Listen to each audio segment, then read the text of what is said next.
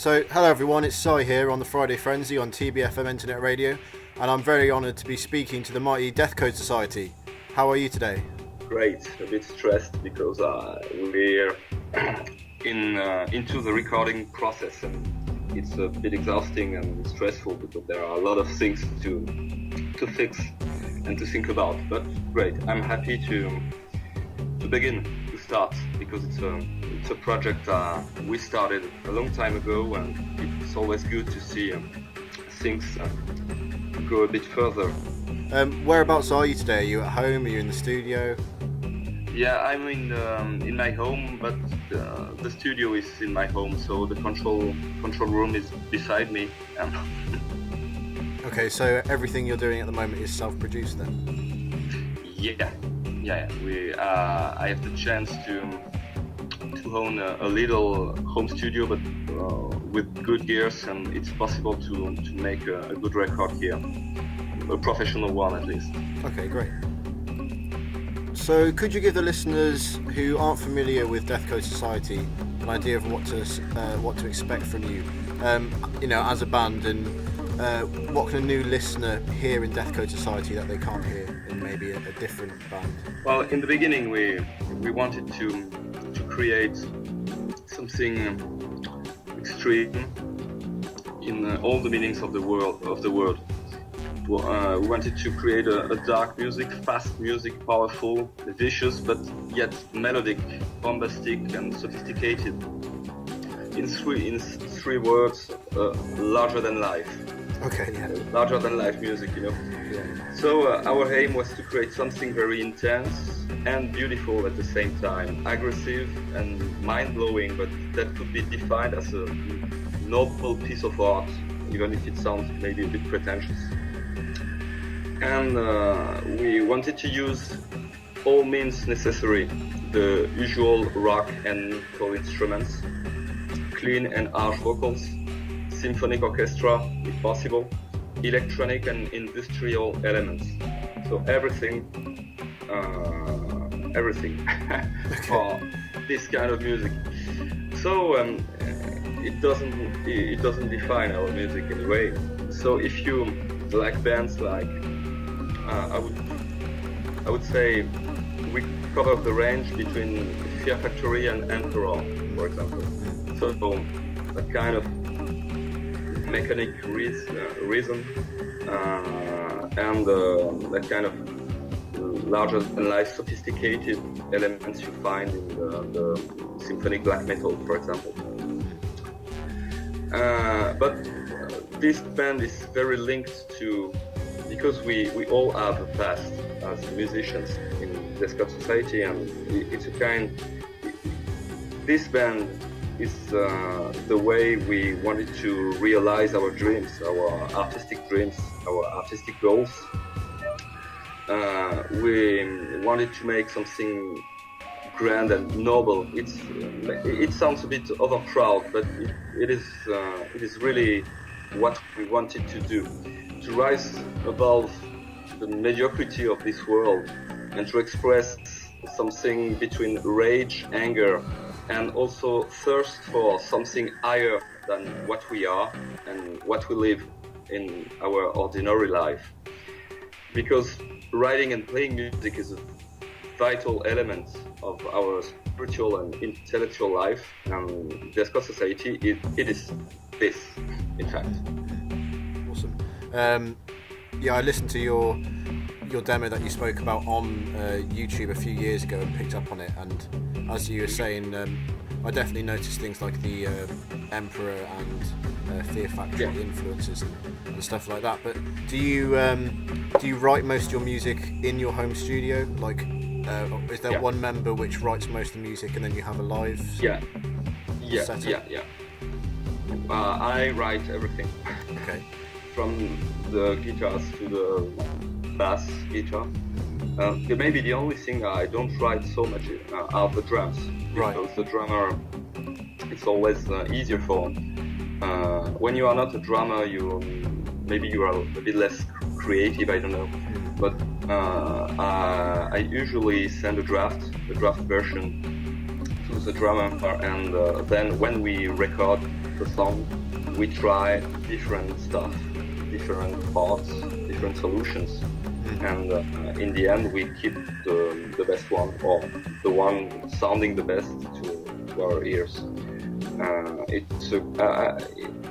The problem is that it's a very demanding music, so it takes a very long time to write it, to compose it, because there are a lot of classical elements.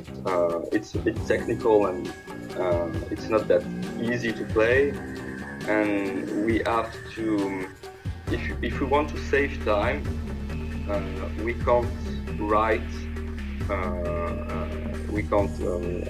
the song and by recording them. We have to write them. I have to write them, send the scores to the other members, and everything has to be made fast. Right. Yeah. Because it is long. It's a bit paradoxical, but because it is long, a very long work, we have to be fast. Yeah. If we want to finish, our music. So. Okay. Yeah. Great. So you've been busy working on a new album. What was the last thing you did in the studio? We recorded vocals. I went to the studio with my laptop, microphone, and all the stuff, and recorded absolutely alone. It's a way I like doing it. It's a bit like meditating or praying. Studio work is far more meditative than playing live, but I enjoy it as much, and it's a good opportunity to have fun in a different way. Okay, cool. So compared to your earlier releases, your demo, how is the music you're writing now different? I think it is not that different. Every song is a different sketch of the whole picture. The image is, I think it is a good one. I would say that we are maybe better now, faster, because things are coming out in a more natural way. We are better songwriters. But you've got to expect exactly the kind of stuff we did, because it is the stuff we like. So long developed songs with a lot of strong atmospheres, a lot of aggressivity, exaltation, some larger than life atmospheres. Like it's a bit what I said before. So it is basically it is the same music, but it is the music we like, we love, and we think we do that kind of music a lot better than a lot of bands in the same style. So maybe what I could say, I studied a lot music theory these last years. So I think maybe the songs are even better organized and composed. I think it is better, maybe. Okay, good. You've mentioned it earlier, but are we going to see a strong return of the symphonic and industrial aspects of the music? I noticed that, is it correct that someone else is actually contributing the industrial elements to the music this time? Mm-hmm. Yeah. So would you like to speak about there will be symphonic elements are a vital part of our music. So there won't be a return. It was always there, and it will stay. It will stay, and it will be maybe I think it will sound better because we use better gears, better softwares. Softwares we paid a lot because it's expensive, and we hope that the crowdfunding campaign we launched last month, and we will talk about it maybe a bit later in the interview. will allow us to hire maybe a conductor or a professional symphonic composer who will help us arrange everything, and maybe if we are lucky we will have enough money to record maybe true symphonic instruments, and that could be paradise for us.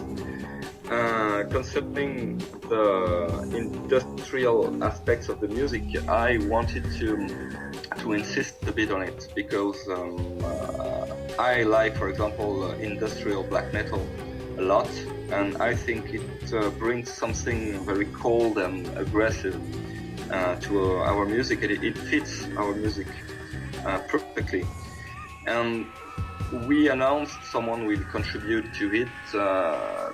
We chose them because in the extreme metal scene they are among the best, in fact. So we want to work with the best possible. So it is the guy from the band Black Lodge.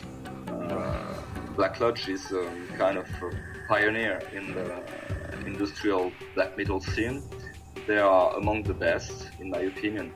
And they are among the best because they perfectly master those industrial samples and those industrial atmospheres, very oppressive and cold. And we like the way they write their music and they think of their music. As they also are close friends of ours, it was natural it was natural for us to ask them. Deathcode Society is not a classic band. It's kind of creative, dynamic, and everybody able to contribute to the whole work can participate, can be invited. It's very important to us to open the gates to the ones that can bring something interesting to our music. We are not so possessive with our music. We are not jealous, in fact. Maybe that's why we are not laying the stress on the individuals involved in our band. Because what counts is the music, and it's of course we are controlling what exterior people from outside are bringing in the band, but we are very happy to ask them to bring something fresh and new to our band because we know it's good and we know our music needs it. And there's another friend working on synthesizers on the album. On one song, for example, it's also from a French industrial black metal band. It's called Papillon Rouge, another talented band very close to Black Lodge. So these people are talented, and it's always a good thing to work with talented people. There's no shame to confess that other people, the one involved in the band, are better than them on 1 or 2 points. I want our music to be good, so I choose to work with the good ones, interested in creating something strong and honest and intense. Okay, yeah. So, I mean, modern technology allows you to do this kind of thing and this contribution a lot more, and it's always good to get those outside voices because it means they can give you advice or criticism, constructive criticism, and things like that. So we're going to move on to your crowdfunding project. So you've chosen to crowdfund, as in ask for pledges, for your new album on Indiegogo.com. So can you tell us why you've chosen to go down this avenue of funding? Even if we are not coming from nowhere, Deathcode Society is a kind of new band, and the labels, due to the crisis and the fact they don't sell, they say they don't sell any albums. It's true, unfortunately. They don't want to bet on us, and they don't want to bet on any new band or sometimes they sign newcomers because these bands are a part of a scene. They know the label managers. Those bands will sell because they are playing a popular style. It's just recycled, isn't it? Yeah. So, as our music is the most important thing in our lives, we did not want to sell the rights to broadcast it for almost nothing. We are already stolen by the people downloading illegally the music, and we don't want to be stolen by the labels also. Even if I don't want to say that all the labels are stealers. It is not true at all. There are little and even maybe bigger labels with passionate people working there. It's not. I don't want to say everybody steals everyone. It's not that true. But in our case, as we are not an important band, we are a little band. We don't have such a large audience. There was no interest, in fact, for us to get signed for now. So we wanted to try something different. It is just a matter of trying for now. We wanted to try to exist on a kind of parallel world outside the usual way. It is not only a question of money. We really want to try something different. I mean, there are too many middlemen between the bands and the fans, in fact. So we want to prove that the band, thanks to his fans, could only depend on his audience and not from those middlemen. Well, maybe it's an utopia, but I think we hope it will work because it is something we believe in. We want to show that what a group of tasteful people sharing a passion for good music can make together. It is an experience made by people who know very well the underground world and who want to try different rules, you know. So it must give you a good idea of how big your audience is as well, I suppose. Yeah. And what is cool, and you're right, because what is incredibly interesting is that as we are not Britney Spears or Justin Bieber, we have the privilege to know almost every of our fans on a personal basis, you know. We can almost send them direct emails and take news from them, and so it's interesting. It is interesting, and I think it is. It's less impersonal. Okay, cool. So, give us a few more details about the project. How much money are you trying to raise? How much have you raised? And what do fans get for pledging money? Yeah, so we wanted to raise 8,000 euros. For now, the campaign started 30 days ago, and we only raised a bit more than 1,000 euros. So the aim is far from being attained, you know. So what for? Because if people have listened to the interview, they know that we are self-producing the album, so they may think we don't need any money. But it is not that simple, because when you have produced your album, you always have to pay the guy who will make, for example, the artwork. And we don't want an ordinary, a usual artwork, you know. For example, I've always found stupid the usual CD artwork. It is very small, and you don't see when you see for the original picture that will be then printed as a CD cover. It's always very painful to me because it is so small and so well. It is stupid, in fact. So we wanted to, for example, to have a very nice artwork, and we also wanted to print it on a larger format for the crowdfunders who will give money. It would be possible for them to buy, for example, a vinyl and CD box with a kind of art book with the cover and all the artwork we ordered to the artist, because we also wanted to illustrate every song with an artwork. It's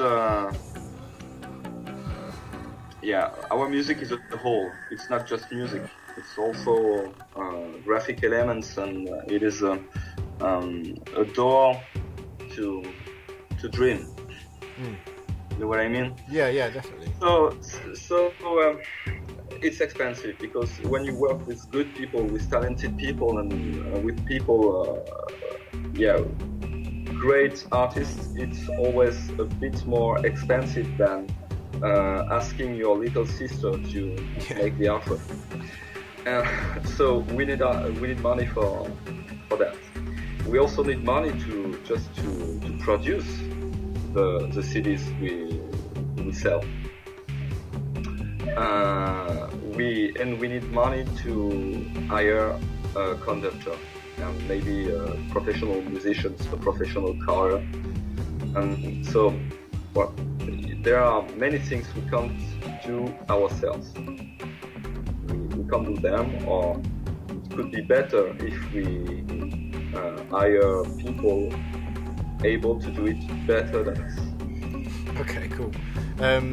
So there's also a section within your crowdfunding, because we have different, just for the listeners at home to explain it a little bit more, there's different levels of pledging. So you can pledge €3, which gets you tabs, I believe, 5, which gets you a digital album, and it goes up. And one of the most expensive one is you're actually going to write a song for someone.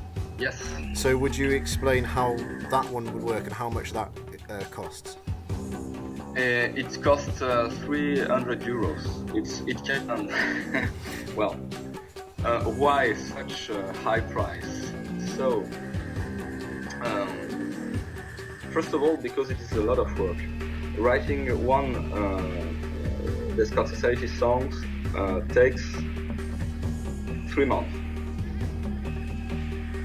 and 3 months and maybe 3 hours a day.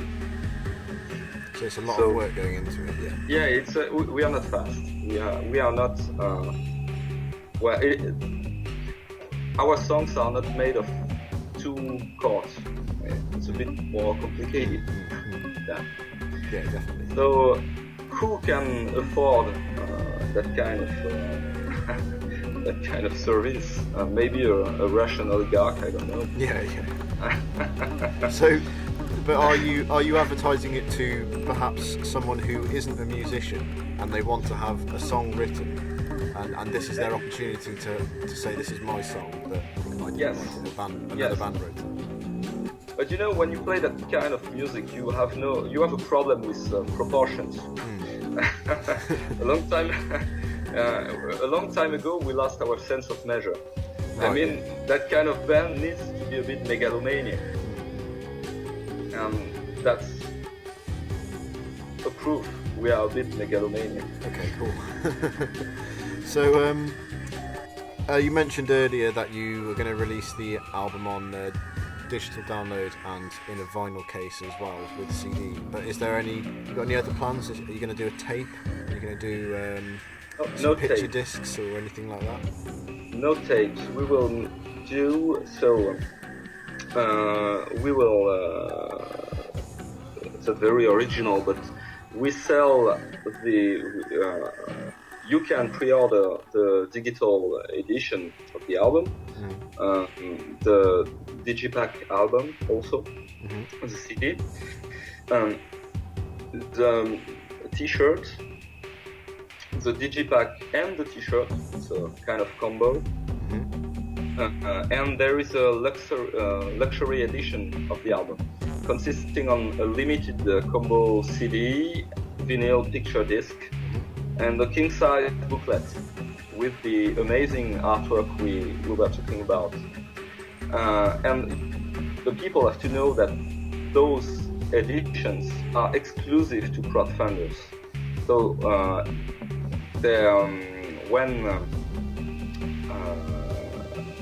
if, for example, there is another editions of the album, it won't be the same. Yeah.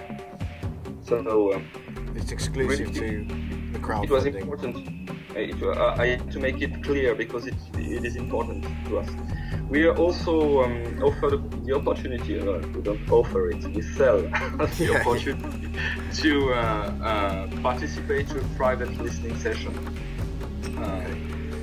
And for 100 euros. There's also a possibility to buy the multi-tracks edition album on a hard drive with everything, guitars, vocals, everything. So you're expecting some remixes back from that, and seeing what people come up with. Don't know. Maybe why not? If Andy Snip once he can pay for it. A different mix, he's welcome. Okay, cool.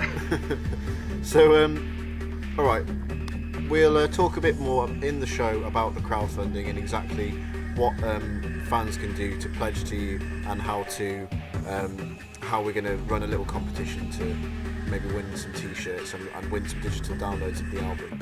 But moving on from the album now, have you played live, or do you have a live lineup, or have any plans to play live at all? We are preparing a promotion tour in Europe in 2014, so next year. It's very important to us to show we are able to play that music live, and it's important to us to take pleasure to play it, because it's very demanding. It's even physically demanding, but it's cool. It's really a good experience, and we are looking forward to burning the world with our music. Excellent. Okay, so watch this. The lineup is absolutely able to do it.